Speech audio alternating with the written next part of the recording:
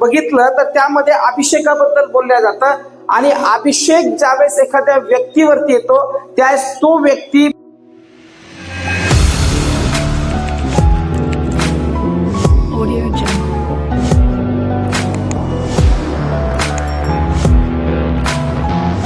पूर्वीसारखा राहत नाही, तो पूर्णपणे बदलला जातो. म्हणून आम्हाला पहिली गोष्ट ही माहिती पाहिजे की अभिषेक काय आहे.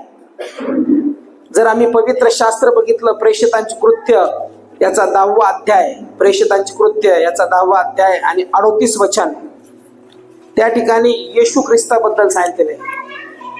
मी येशू पासून सुरुवात करत आहे कारण की आमचा मार्गदर्शक, आमच्यासाठी दिलेला कोकरा आणि ज्याने आम्हाला तारण दिलं तो प्रभू येशू, तो कसा अभिषिक्त होता ते आम्हाला समजलं पाहिजे. म्हणून जर मी पवित्र शास्त्र बघितलं, प्रेषितांची कृत्य याचा 10वा अध्याय आणि 38 वचन, तर त्यामध्ये अभिषेकाबद्दल सांगितलेलं आहे आणि येशूच्या अभिषेकाबद्दल सांगितलेलं आहे. वचन काय सांगते या ठिकाणी 10:38 मध्ये, नासोरी येशूला देवाने पवित्र आत्म्याचा व सामर्थ्याचा अभिषेक केला. तो सत्कर्मे करीत व सैतानाच्या सत्तेखाली असलेल्या सर्वांना बरे करीत फिरला, कारण देव त्याच्या बरोबर होता. काय म्हटलेलं आहे? नासोरी येशूला देवाने पवित्र आत्म्याचा व सामर्थ्याचा अभिषेक केला. तो सत्कर्मे करीत व सैतानाच्या सत्तेखाली असलेल्या सर्वांना बरे करीत फिरला, कारण देव त्याच्या बरोबर होता. म्हणजे येशूला पण अभिषेक करण्यात आलेला होता. म्हणजे अभिषेकाशिवाय काम नाही. या ठिकाणी पवित्र शास्त्र स्पष्ट आम्हाला सांगतं की येशूने ज्यावेळेस सेवा कार्याची सुरुवात केली किंवा सेवा ज्यावेळेस सुरुवात केली त्यावेळेस ती शरीराने सेवा झाली नाही किंवा सेवा शरीराने केली नाही. आज बरेचसे लोक आहेत ते शरीराने सेवा करायला बघतात, देवाच्या समोर जाऊन सेवा करायला बघतात, देवाच्या अगोदर जाऊन सेवा करायला बघतात आणि त्यांना असं वाटतं की माझ्या शरीराने मला केलं पाहिजे आणि माझ्या शरीराने हे जमणार, असं मी करील, तसं मी करील, मी प्लॅनिंग करू शकतो, योजना करू शकतो. पण जी सेवा किंवा जे कार्य आहे ते पूर्णतः अभिषेकाखाली केल्या जातं आणि तो अभिषेक जो असतो तो देवाचा अभिषेक असतो. आज तुम्ही अभिषेकाच्या सभेमध्ये आलेला आहात, आज तुम्ही अभिषेकासाठी प्रार्थना करत आहात आणि माझा विश्वास आहे जो कोणी आज वचन ऐकल इथून जात असताना अभिषिक्त होऊनच तुम्ही बाहेर पडणार. तसे बाहेर पडणार नाही तुम्ही, इथून अभिषिक्त होऊन बाहेर पडणार. कारण की अभिषिक्त जो असतो त्याच्यावरती परमेश्वराचं सामर्थ्य असतं. मग या ठिकाणी पवित्र शास्त्र आम्हाला सांगतं की येशू जो नासरेतकर, ज्याला पुत्र म्हणून या जगात पाठवलं, त्याच्यावरती देखील अभिषेक होता आणि तो देवाच्या आत्म्याचा अभिषेक होता आणि त्या अभिषेकाखाली येशू काम करत होता. आणि म्हणून येशू जिथे कुठे जात होता तिथे सैतानाच्या सत्तेखाली असलेले लोक, तेथे बंधनात असलेले लोक, तेथे आजारी असलेले लोक त्या अभिषेकामुळे बरे होत होते. कारण की येशूला देवाने अभिषेक केलेला होता. मग अभिषेक समजला पाहिजे. अभिषेक म्हटल्यानंतर आम्हाला कळालं पाहिजे की अभिषेक कसा होतो आणि अभिषेक कोण करतं. कारण की अभिषेक कसा होतो आणि कोण करतं हे जर समजलं नाही तर तो अभिषेक आमच्या जीवनावर येणार नाही. कारण की बऱ्याचशा वेळेस नुकसान माणसाचं कशामुळे होतं? अज्ञानामुळे, वचन माहिती नसल्यामुळे, वचनाचा अभ्यास नसल्यामुळे माणसाचं नुकसान होतं. म्हणून अज्ञानाने बऱ्याचशा लोकांचा नाश होतो. या ठिकाणी पवित्र शास्त्र आम्हाला स्पष्ट सांगतं की येशूला देखील पवित्र आत्म्याचा आणि सामर्थ्याचा अभिषेक केला होता आणि येशू देखील ज्यावेळेस लोकांमध्ये गेला त्यावेळेस त्याने अभिषेकाने काम केलं आणि पवित्र शास्त्र स्पष्ट सांगतं की देव त्याच्या बरोबर होता. मग ज्याला अभिषेक होतो त्याच्याबरोबर कोण असतं? अरे अभिषेक जर नसला तर? आता मी आलो इथं पण माझ्या शरीरावर अभिषेकच नाही. मी काय करू शकतो? चांगलं भाषण देऊ शकतो, मी भाषण चांगलं देऊ शकतो, वक्तृत्व माझं चांगलं असेल आणि तुम्हाला आवडेल पण, अरे वा काय चमचमीत बोलले, काय मस्त बोलले, काय हसवलं, काय हे केलं, पण अभिषेक नाही राहणार. आणि अभिषेक जर राहणार तर तुम्हाला देवाचा स्पर्श नाही होणार आणि देवाचा स्पर्श नाही होणार तर तुमचे बंधनं नाही तुटणार आणि तुम्ही जसे आले तसेच घरी जाता. आणि काय म्हणतात, आजची सभा फार आनंददायक, फार चांगली होती, फार चांगले बोलले, पण माझे बंधन तुटले नाही, जसं आम्ही आलो तसंच आम्ही वापस गेलो. मग अभिषेक नाही. मग तसं नाही आपल्याला जायचं. जे कार्य होतं ते परमेश्वराच्या आत्म्याने होतं, अभिषेकाने होतं. म्हणून अभिषेक आम्ही पूर्णपणे रिसीव्ह केला पाहिजे, स्वीकारला पाहिजे. अभिषेक आम्हाला समजला पाहिजे. म्हणून जुन्या करारामध्ये आम्ही पाहतो, मग अभिषेक म्हणजे काय, तर प्रथम जुन्या करारामध्ये जर आम्ही बघितलं तर कशा प्रकारे परमेश्वर त्याच्या निवडलेल्या लोकांना अभिषेक करत होता हे आम्हाला पाहायला भेटतं. जर आम्ही दाविदाचं जीवन बघितलं, ज्यावेळेस दाविदाला निवडण्यात आलं त्यावेळेस शमूएल तेलाचं शिंग हाती घेऊन दाविदाकडे गेला आणि दाविदाकडे गेल्यानंतर आपण ते वचन वाचू. पहिले शमूएल याचा 16वा अध्याय आणि 13 वचन वाचा कोणीतरी. पहिले शमूएल याचा 16वा अध्याय 13 वचन. पहिले शमूएल. मग शमूएलाने तेलाचे शिंग हाती वाचा वाचा त्याच्या भावामध्ये त्याला अभिषेक केला आणि त्या दिवसापासून पुढे परमेश्वराचा आत्मा दाविदाच्या ठाई जोराने संचरू लागला. बघा इथं काय झालेलं आहे, ज्यावेळेस शमूएलाची निवड राजा म्हणून करण्यात आली, त्यावेळेस राजा म्हणून निवड करण्यात आलेली असताना पवित्र शास्त्र आम्हाला सांगतं की जो शमूएल संदेष्टा होता, देवाचा सेवक, त्याने काय केलं, हाती तेलाचं शिंग घेतलं आणि तेलाचं शिंग हाती घेऊन ज्यावेळेस त्याने दाविदाला अभिषेक केला त्यावेळेस ते तेल त्याच्या मस्तकावर ओतलं. तेल हे सिम्बॉल आहे, चिन्ह आहे. पण तेल ज्यावेळेस त्याच्या मस्तकावर ओतल्या जात होतं किंवा त्याला अनॉइंट केल्या जात होतं, लावल्या जात होतं, त्यावेळेस पवित्र शास्त्र सांगतं की जसा त्याला अभिषेक करण्यात आला त्या दिवसापासून देवाचा आत्मा त्याच्या ठाई जोरजोरात संचरू लागला. हालेलुया. मग अभिषेक झाल्यावर काय होतं, देवाचा आत्मा त्या व्यक्तीबरोबर राहायला येतो, त्या व्यक्तीला अनॉइंट करतो आणि तो व्यक्ती एकट्याचं सामर्थ्य तिथे राहत नाही, तर त्याच्याबरोबर देवाचं सामर्थ्य वस्ती करायला लागतं. मग जुन्या कराराच्या काळामध्ये ज्यावेळेस अभिषेक व्हायचा त्यावेळेस तो पर्टिक्युलर अभिषेक असायचा. राजपदासाठी अभिषेक असायचा, याजकीय पदासाठी अभिषेक असायचा, प्रिस्ट असायचे त्यांच्यासाठी अभिषेक असायचा. आणि ज्या ज्या वेळेस त्यांच्यावर अभिषेक करण्यात यायचा त्या त्यावेळेस पवित्र शास्त्र सांगतं ज्याला अभिषेक झालेला असायचा, अभिषेक झाल्यानंतर देवाचा आत्मा त्या व्यक्ती बरोबर राहायचा. कोणाचा आत्मा राहायचा, देवाचा. मग देवाचा आत्मा त्या व्यक्ती बरोबर राहणं म्हणजे अभिषिक्त असणं. मग आज बरेचसे लोक अभिषिक्त नाही आहेत, ज्ञानी आहेत, पुष्कळ ज्ञानी आहेत, ज्ञानाने भरलेले आहे, पुष्कळ ज्ञान त्यांच्याजवळ आहे, सगळ्या गोष्टी त्यांच्याजवळ आहे, टॅलेंट आहे, पण अभिषेक नाही. आणि पवित्र शास्त्र या ठिकाणी स्पष्ट मला सांगतं की परमेश्वर अभिषेक करतो आणि ज्यावेळेस अभिषेक होतो त्यावेळेस तो अभिषेक होत असताना त्या व्यक्तीचं जीवन, त्या संदेष्टाचं जीवन साधारण राहत नाही, तर परमेश्वराचा आत्मा त्या व्यक्तीद्वारे कार्य करायला सुरुवात करतो. Hallelujah, hallelujah. डोळे बंद करा आणि म्हणा, प्रभू येशू, आज आम्ही प्रार्थना करतो, इथून जात असताना आम्ही अभिषिक्त होऊन जाऊ आणि आम्ही विश्वास ठेवतो येशूच्या नावात आत्तापासूनच तुझा आत्मा माझ्यावर येत आहे आणि अभिषेकामध्ये चालवत आहे. म्हणून अभिषेक या ठिकाणी ज्यावेळेस येतो त्यावेळेस अभिषेक आल्यानंतर देवाचा आत्मा त्याच्या ठाई संचरू लागला असं म्हटलेलं आहे. म्हणजे मनुष्य आणि देव जो आत्मा, मी तुम्हाला सांगितलं देव म्हणजे कोण, देव कोण आहे हे ओळखणं म्हणजे देव आत्मा आहे. आणि देव आत्मा जो आहे तो मनुष्यावर येतो आणि मनुष्याचं शरीर जे आहे ते आत्म्याने भरल्या जातं. मग देव आणि मनुष्य एक होतो, मग त्यालाच अभिषेक म्हणतात, त्याशिवाय अभिषेक नाही.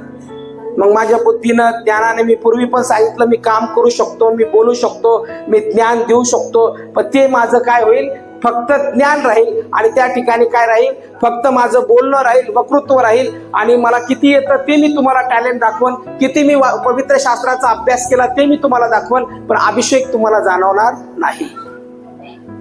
म्हणून आज इथून जाण्यापूर्वी प्रभूजवळ प्रार्थना करा की अभिषेक मला पूर्णतः समजला पाहिजे.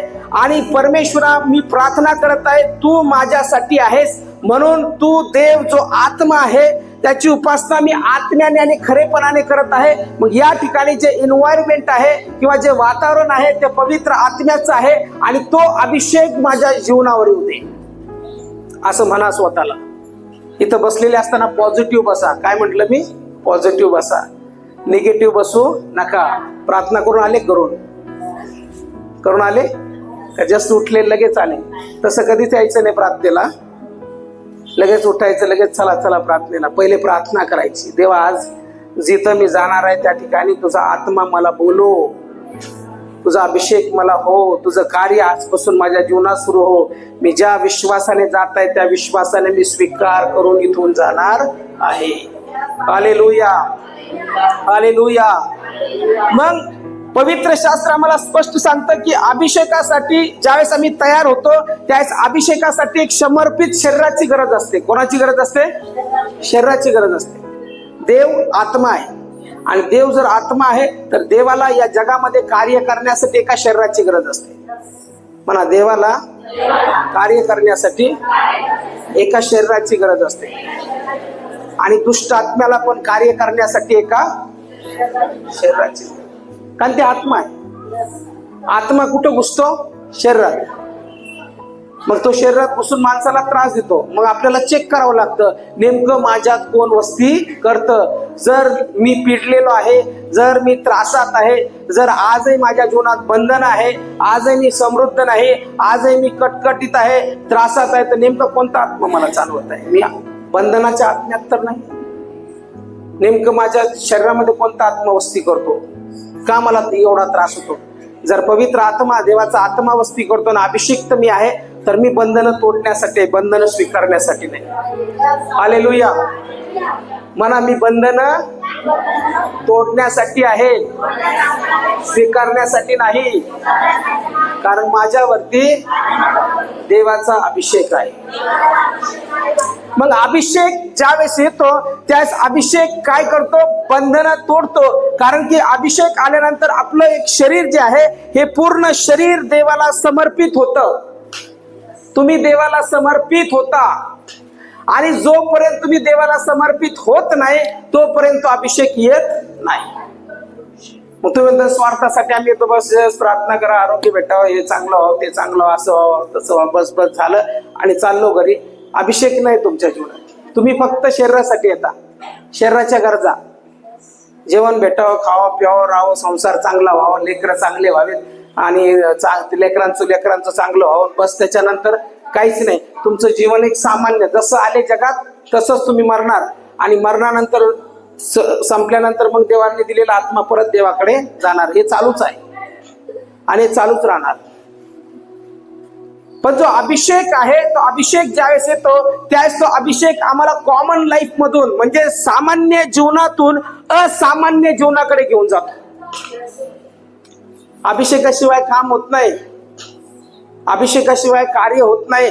अभिषेक असल्यानंतरच ते काम होतं. म्हणून अभिषेक मागतो एक समर्पित शरीर. जर तुम्ही आज इथे आहात तर प्रार्थना करा की माझं शरीर देवाला मी समर्पित करत आहे.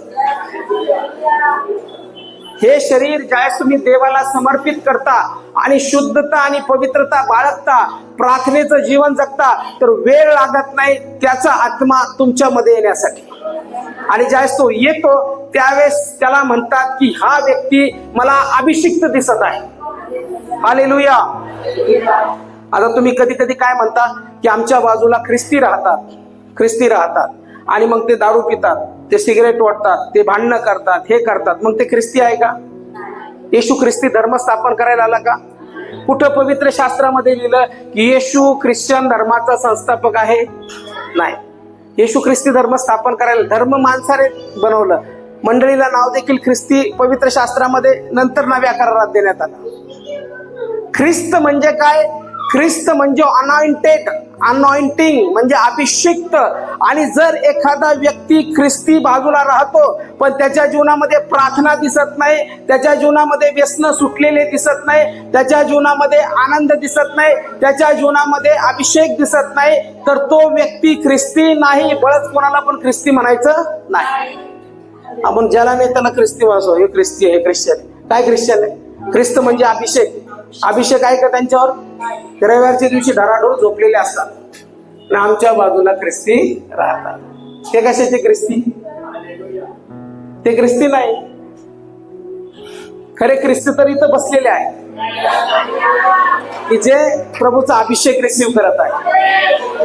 त्याला खरे ख्रिस्ती म्हणतात. अशा नावाने तर पूर्ण जगभरात ख्रिस्ती आहेत. पोटभर दारू पिणारे पण ख्रिस्ती आहेत, त्याला ख्रिस्ती म्हणत नाही. ज्या व्यक्तीच्या जीवनात अभिषेक येतो तो व्यक्ती पूर्वीसारखा राहत नाही. त्याच्या जीवनातले व्यसन, त्याच्या जीवनातले संकट, त्याच्या जीवनातले आजारपण सगळं काही तो त्यागून देतो आणि आपलं शरीर फक्त आणि फक्त देवाला समर्पित करतो आणि मग देव त्याचा वापर करायला सुरुवात करतो. आजपासून परमेश्वर तुमचं जीवन त्याच्या कार्यासाठी वापरायला सुरुवात करतो. Hallelujah, hallelujah.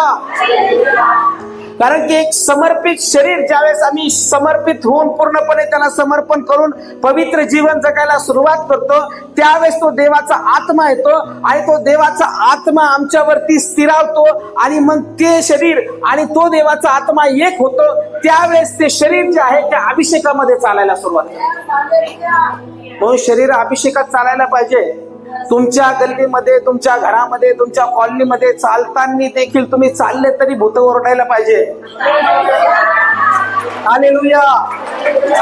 जर ओरडत नाही, आरडा होत नाही, ओरडा होत नाही, काही होत नाही, याचा अर्थ तुम्ही फक्त दिसणारे ख्रिस्ती आहात. तुमच्यामध्ये अभिषेक नाही, कारण की तुमच्याने काहीच होत नाही. काहीच कसं होत नाही. येशू आला त्यावेळेस भूतग्रस्त असा बसून राहिला, काय नाही चालू, आला येशू आला. गजरेकरांचा भूतग्रस्त शांत बसला का? येशूला पाहिल्या पाहिल्या कसा खवळला ना. तुम्हाला पाहिल्यावर भूत खवळत नाही, तुमच्या खांद्यावर हात ठेवतं. चेक करा अभिषेक आहे की नाही, आनंदी नाही. असं आज बऱ्याचशा लोकांच्या जीवनात अभिषेक नाही, चाललंय ज्ञानाच्या जोरावर. मी खूप शिकलेलो, मी हे केलं, मी ते केलं, मी BTH केलं, मी MDiv केलं, हे केलं, पण अनॉइंटिंग कुठे? त्या काळात पण शास्त्री आणि पुरुष होते, ते येशूला विरोध करायचे. ज्ञान भरपूर होतं त्यांच्याजवळ, उकळून पिलेले होते शास्त्र, त्यांना तोरा नियम माहिती होते, त्यांना पूर्ण ग्रंथ पंचक माहिती होतं. पण येशू ज्यावेळेस बोलायचा त्यावेळेस ज्ञानाने आणि अभिषेकाने बोलायचं. त्यांच्याकडून दुष्ट आत्मे पळाले नाही, पण येशू ज्यावेळेस बोलला त्यावेळेस दुष्ट आत्मे निघून गेले. अनॉइंटिंग होती, अभिषेक होता. अभिषेक चेक करा काही होतंय का. काही होतच नसेल तर समजा अभिषेक नाही माझ्यावर, मला अभिषेकची गरज आहे, माझ्यावर अभिषेक देवा तू दे. कारण की पवित्र शास्त्र स्पष्ट सांगतं की अभिषेक आल्यानंतरच कार्याला सुरुवात होते आणि आज तर तुमचा अभिषेक होणार आहे. बाळासाहेब म्हणजे आजची सर्व्हिस कोणती? अनॉइंटिंग सर्व्हिस, अभिषेक सर्व्हिस आहे. आणि इथून जात असताना मला एकही जण पवित्र आत्म्याविना गेलेला नाही पाहिजे. सगळेजण अभिषेकाने भरले पाहिजे. इथून जात असताना तुम्ही अभिषेकाने भरल्या गेले पाहिजे. इथून जात असताना तुम्ही म्हटलं पाहिजे माझं जीवन आजपासून सामान्य नाही तर अभिषेकाने भरलेलं जीवन आहे. मग अभिषेक आल्यानंतर काय होतं किंवा अभिषेकाने काय होतं? आता अभिषेक जर आम्ही बघितला, अभिषेक म्हणजे काय तर जुन्या कराराच्या काळात ऑइल ज्यावेळेस टाकल्या जायचं किंवा डोक्यावरती तेल ओतली जायचं त्यावेळेस परमेश्वराचा आत्मा त्या व्यक्तीच्या ठायी संचरायचा. पण नंतर आम्ही बघतो की तो अभिषेक आल्यानंतर एखादा व्यक्ती ज्यावेळेस अभिषिक्त होतो तर त्या अभिषेकाने काय होतं? मग अभिषेक झाल्यानंतर किंवा तो व्यक्ती अभिषेक असल्यानंतर त्या अभिषेक दिसायला सुरुवात होतो. आपल्याला बोलायची गरज नाही, मी अभिषिक्त आहे, मी अभिषिक्त, काय म्हणायची गरज नाही. तुम्ही जर अभिषिक्त आहात तर ते दिसायला लागेल तुमच्या लाईफमध्ये. बंधनं तुटायला लागतील. तुम्ही जर अभिषिक्त आहात तुम्ही बोलताल काम व्हायला लागेल. तुम्ही जर अभिषिक्त आहात प्रार्थना करताल आजारी बरे होतील. कारण की अभिषेक हा बोलण्यातून दिसत नसतो, तो अभिषेक दिसतोच आहेच. तो अभिषेक लगेच लोक ओळखतील की हा व्यक्ती मला अनॉइंटेड दिसतो किंवा अभिषेक दिसतो. मग अभिषेक ज्यावेळेस होतो त्यावेळेस परमेश्वराचा आत्मा कार्य करायला सुरुवात करतो. मग अभिषेक ज्याच्या जीवनात असतो त्याच्या जीवनामध्ये सामर्थ्य असतं. काय असतं म्हणा? माझ्या जीवनामध्ये जर अभिषेक आहे तर सामर्थ्य माझ्या जीवनात आहे. मग ज्याच्या जीवनात अभिषेक असतो त्याच्या जीवनात सामर्थ्य असतं. त्याच्याशिवाय नसतो, तो सामर्थ्यहीन नसतो. त्याच्या जीवनात सामर्थ्य असतं आणि ज्याला अभिषेक झालेला आहे तो व्यक्ती सामर्थ्याने भरलेला असतो. आता तुम्ही एखादी डीपी बघा, जी डीपी आहे आणि पूर्ण तिच्यामध्ये करंट आहे, फुल एकदम ट्रान्सफॉर्मर ज्याला म्हणतो आपण ते आहे आणि त्याच्यामध्ये फ्यूज लावलेले आहे, सगळे लावले, 440 व्होल्ट आहे. तुम्ही जाऊन हात लावताल का तिला? हात लावलेत काय होईल? करंट लागेल. तुम्ही जागेवरच. आणि बंद पडलेली डीपी आहे. आणि बंद पडलेल्या डिपीत जाऊन तुम्ही हात लावता त्यावेळेस काय होतं? काहीच नाही होत. तर आज तसंच आहे. कितीतरी सेवक, कितीतरी लोक, कितीतरी आम्ही बघतो ख्रिस्ती विश्वासणारे, ज्याला विश्वासणारे म्हणतो, ते बंद टिपी सारखे आहेत. किती हात लावा, करंट काय लागत? करंटच नाही ना आतमध्ये, पावरच नाही आतमध्ये. फक्त ज्ञान आहे, फक्त ज्ञान आहे. हे माहिती आहे, ते माहिती आहे, सगळं माहिती आहे, आचरणात झिरो आहे. अभिषेक नाही, अभिषेक फ्लो होत नाही, प्रार्थनेचं जीवन नाही. ते फक्त बंद डिपी सारखे आहे. मग त्या डिपीत किती तुम्ही हात लावा, काय होत नाही, करंटच लागत नाही, करंटच लागत नाही. पण तीच डिपी जर पॉवरफुल असेल आणि त्या डिपीमध्ये ऑलरेडी करंट असेल, तर जसं तुम्ही हात लावताल तसा तुम्हाला झटका बसेल आणि मग उतार करंट आहे बरं का डिपी. कसं तुमचं जीवन करंट असणाऱ्या डिपी सारखं असू द्या. हालेलुया. ते ग्लास आहे का, एक ग्लास मी म्हटलं होतं. जर आम्ही बघितलं तर काही जणांचं जीवन कसं आहे, या ग्लास सारखं आहे. हे ग्लास बघा आता, हा ग्लास किती आकर्षक दिसतो ना, एकदम आकर्षक दिसतो, चांगला दिसतो, काचेचा दिसतो, एकदम व्यवस्थित दिसतो. काही जणांचं जीवन असं आहे, ते ज्ञानी आहेत, त्यांच्याजवळ सगळं काही बायबल माहिती आहे, वचन इथं लिहिलेलं आहे, तिथं लिहिलेलं आहे, सगळं माहिती आहे. पण चमचम मस्त चमचमीत कपडे मस्त घालतात, सगळं व्यवस्थित राहतात आणि एकदम चांगले आहेत. पण आतमध्ये खाली आहे. आतमध्ये वरतून एकदम चमचमीत, कोट बीट एकदम tight. Praise the Lord, hallelujah.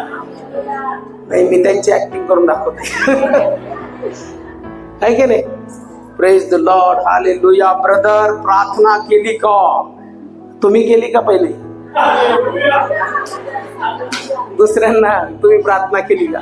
जीवन असं आहे ग्लास सारखं, दुसऱ्यांना दाखवायचं, दुसऱ्यांना सांगायचं. जे रिअल अनॉइंटेड किंवा अभिषेक असतो ना, तो माणूस दाखवत नाही कोणाला काय अभिषेक, त्याचा अभिषेक दिसून येतो.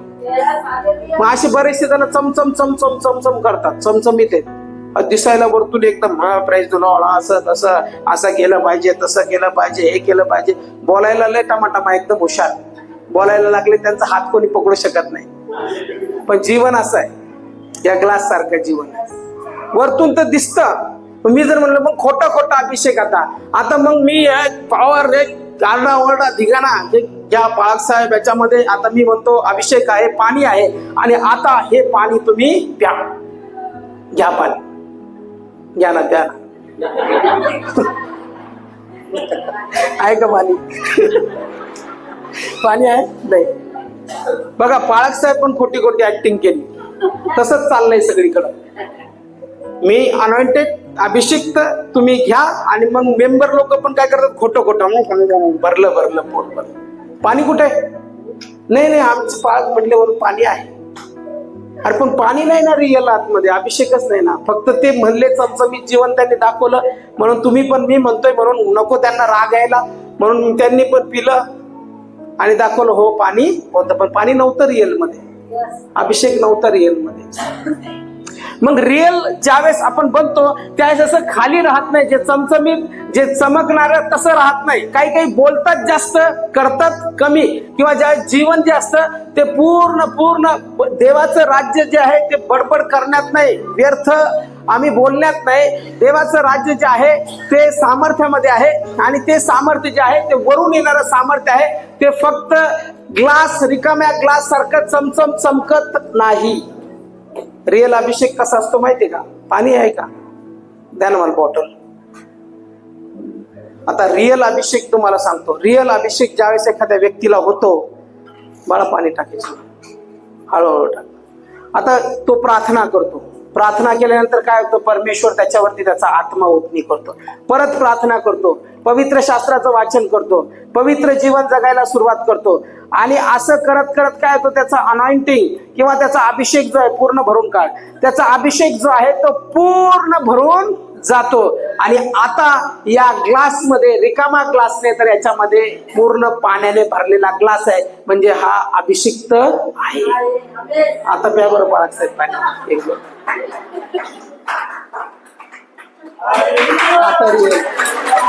आता ओरिजिनल, आता खरा अभिषेक आहे.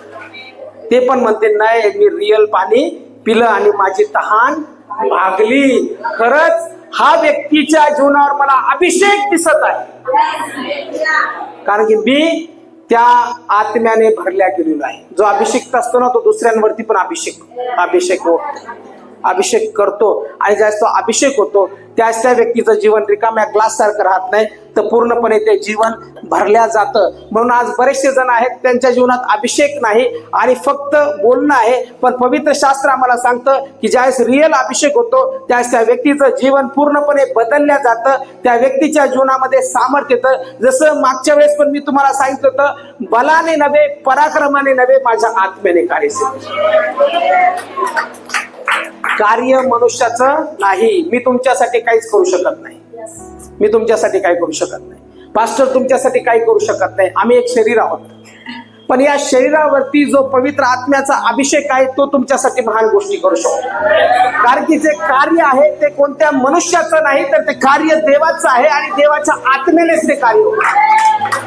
Hallelujah, hallelujah, hallelujah.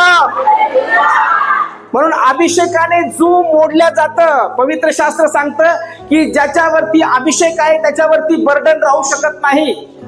ज्याच्यावरती अभिषेक आहे त्याच्यावरती जसं मानेवरती जू बैलाचे असतं आणि ते वाकून चालतात, ते जू जे आहे ते जू राहत नाही. ज्याच्यावरती अभिषेक येतो, अभिषेकाने ते मानेवरचं जू मोडल्या जातं.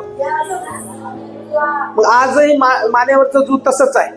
आजही संकट तसेच आहे, आजही आजारपण तसेच आहे आणि आजही त्रास तसाच आहे. आणि आम्ही म्हणतो परमेश्वरा मी अभिषिक्त आहे, मला माझा अभिषेक चेक करायचा आहे. परमेश्वरा माझे बंधनं तुटल्या गेले पाहिजे. कारण की पवित्र शास्त्र यशया 10:27 मध्ये स्पष्ट सांगतं की अभिषेकाने जू मोडल्या जातं. म्हणून जो कोणी अभिषिक्त व्यक्ती आहे त्या अभिषिक्त व्यक्तीच्या जीवनामध्ये जू मोडल्या जातं. आणि आज तुम्ही अभिषिक्त होत असताना ज्यावेळेस त्या देवाजवळ प्रार्थना करता की देवा तुझा अभिषेक माझ्या शरीरावर येऊ दे, ज्यावेळेस तो अभिषेक तुमच्या शरीरावर येईल, मी विश्वासाने तुम्हाला सांगतो जे जू तुमच्या घरामध्ये आहे, जे जू तुमच्या मानेवरती आहे, जे जू तुमच्या शरीरावरती आहे, ते जू येशूच्या नावामध्ये मोडल्या जाईल.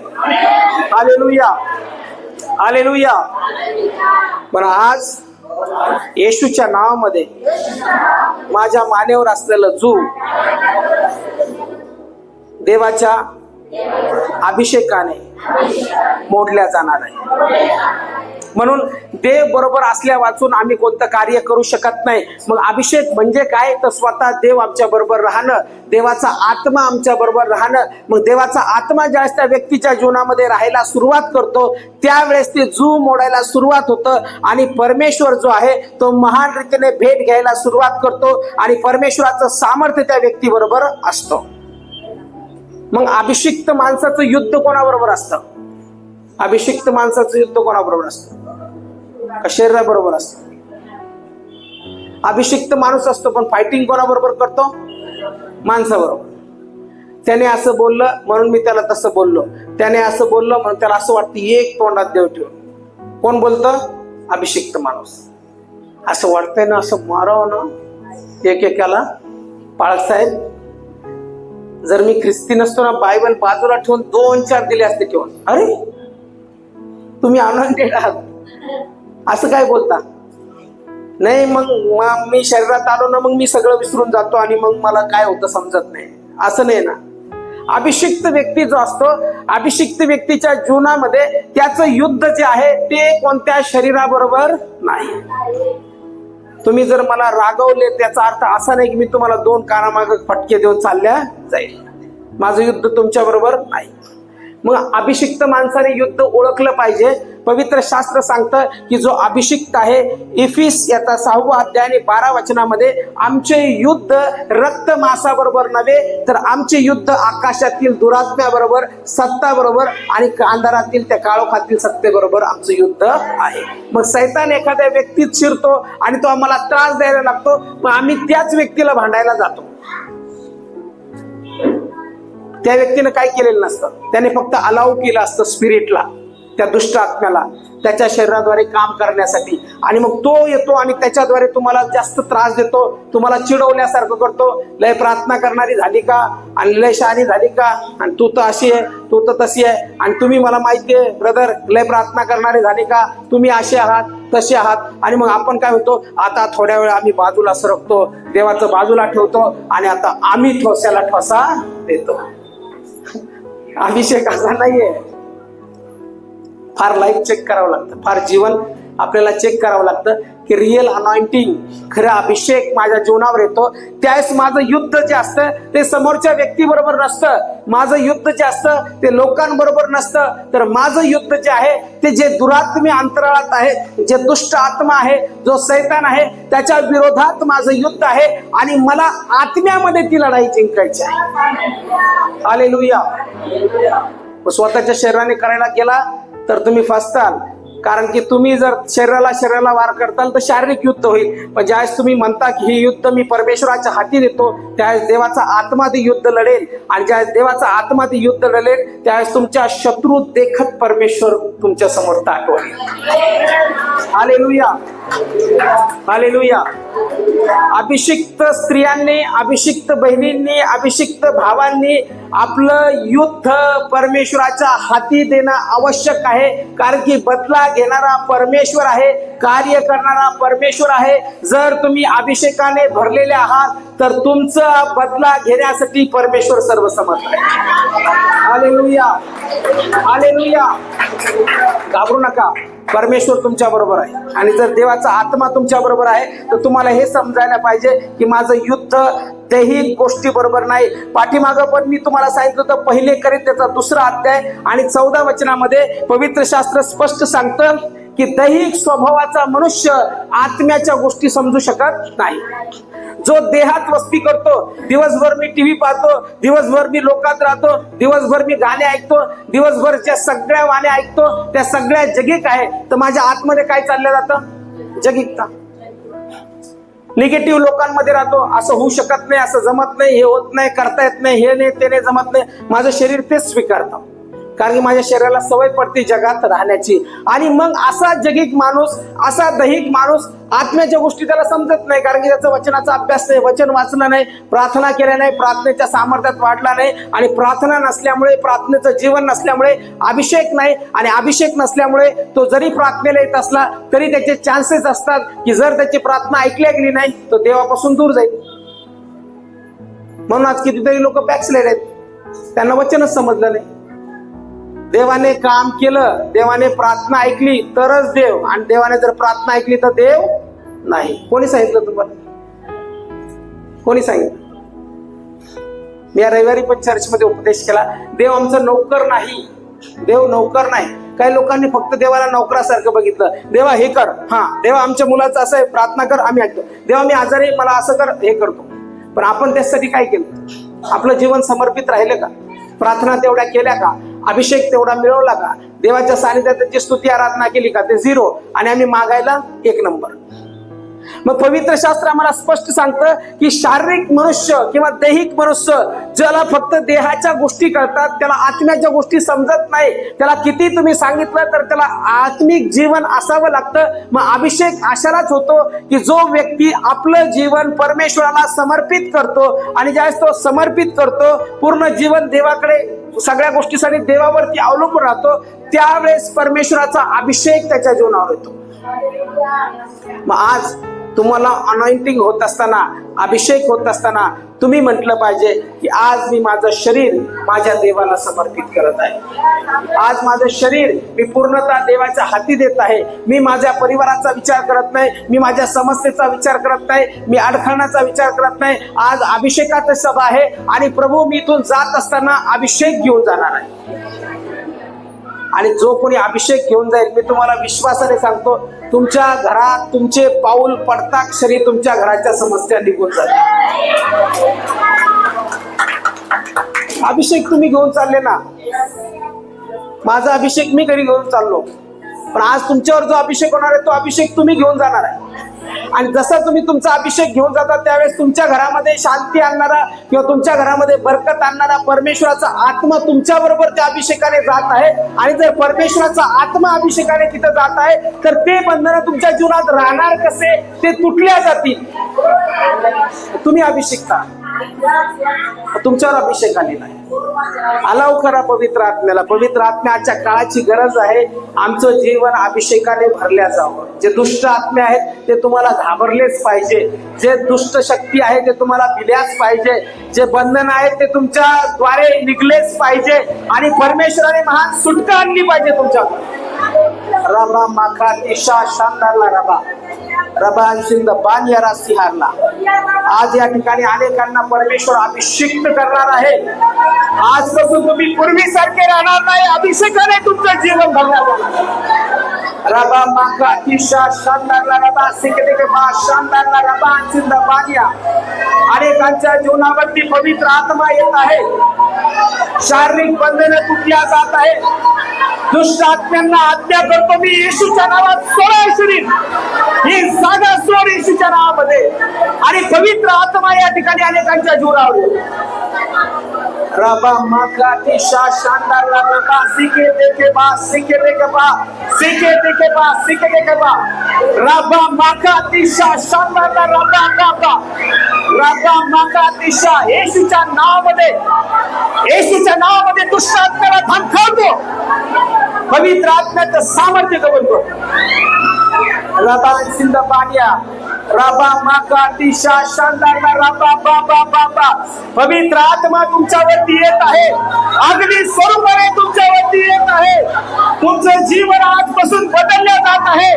पवित्र आत्म्याचं सामर्थ्य तुम्हाला स्पर्श करत आहे. हालेलुया. रबा माका दिशा शानदार रबा सिंध पानिया रबा माका दिशा शानदार रबा. पवित्र आत्म्याचं काम या ठिकाणी आहे. देवाचा आत्मा तुम्हाला स्पर्श करत आहे.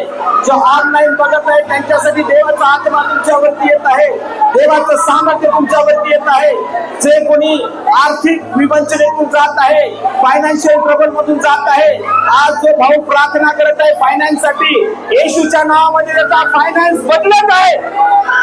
हालेलुया. रबा माका दिशा शानदार रबा बाबा बाबा बा. रबा बाबा. पवित्र आत्म्याचं सामर्थ्य येत आहे तुमच्यावरती. या ठिकाणी अनेक जण आहे आज आत्म्याने भरले जातात. हा जीवन पवित्र आत्म्याला समर्पित होता. रबा सिंध बानिया रासिया रबा माका दिशा शानदार रबा सिके देके बा शानदार रबा बाबा. आज तुम्ही आणि परमेश्वर एक होत आहे. देवाचा आत्मा तुमच्यावरती येत आहे. आजपासून बंधनं तुटल्या जाणार आहे. ज्या घरात तुम्ही प्रवेश करता ते घर आशीर्वादाने भरल्या जाणार आहे. ते घर सामर्थ्याने भरल्या जाणार आहे. प्रभू मी अभिषेक मोकळा करतो. अभिषेक रिलीज करतो येशूच्या नावामध्ये. रबा माका दिशा शानदार रबा बाबा रबा माका दिशा. हालेलुया. एक बहीण या ठिकाणी पछाडलेली आहे. दुष्ट आत्म्याने तिला पकडलेला आहे.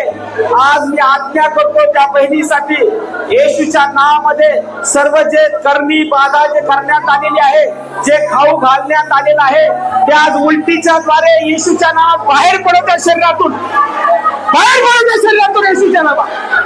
रबा माका दिशा रबा सिंध बानिया सिके देके बा सिके देके बा सिके देके बा सिके देके बा सिके देके बा.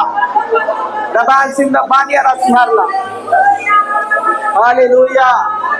हालेलुया. ज्यांना करणी बाधा जादू टोना करण्यात आलेला आहे, आज चिंता करू नका. सर्व काही तुमच्या शरीरावर निघून जाणार आहे. उलटीद्वारे बाहेर पडेल. उलटी आली तर तिला रोखू नका. ते सर्व बाहेर पडू द्या. येशूच्या नावामध्ये इथून जात असताना मुक्त होऊन जा. तसंच जाऊ नका. आत्म्याने भरून जा येशूच्या नावामध्ये. हालेलुया. ओ शानदारला रबा सिंध बानिया रासिहारला रबा माका दिशा शानदारला रबा. Hallelujah. Hallelujah. Hallelujah. Hallelujah. Hallelujah. Hallelujah. Hallelujah. Hallelujah.